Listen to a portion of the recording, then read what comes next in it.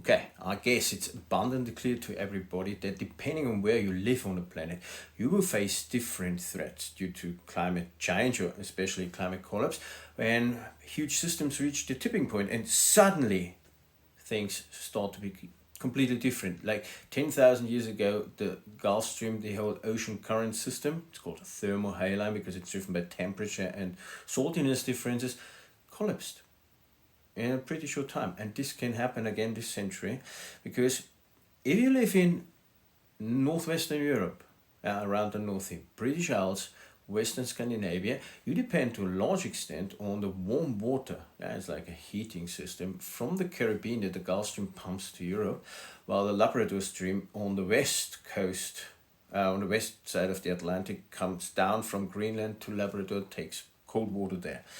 And both systems can collapse according to scientists this century.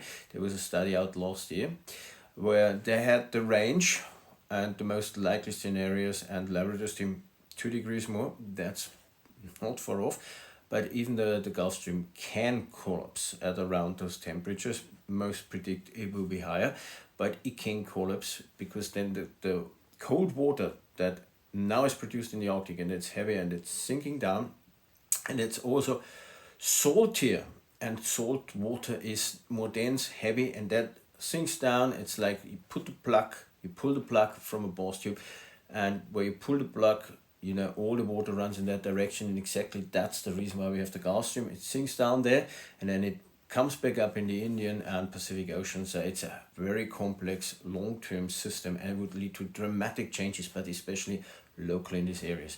Now, if you need a solution for that, I basically have already talked about it, because reducing our emissions definitely plays a huge role, but that will take a hell of a lot of time, especially since so much of that carbon dioxide will remain in the atmosphere for a very long time. So if this system is near collapse, you have to cool the Arctic Ocean in the area where the ocean current sinks. That means Iceland, Norway, Greenland, with the help of ships that produce water vapor like clouds, and then you will have colder water, and colder water sinks down again more. So that is a method where if you cool regionally in the Arctic, you could keep this ocean current running. Same would be true for the Labrador Stream on the other side of the Atlantic. Probably not too easy to do, but we could. That's the important point. We could do it.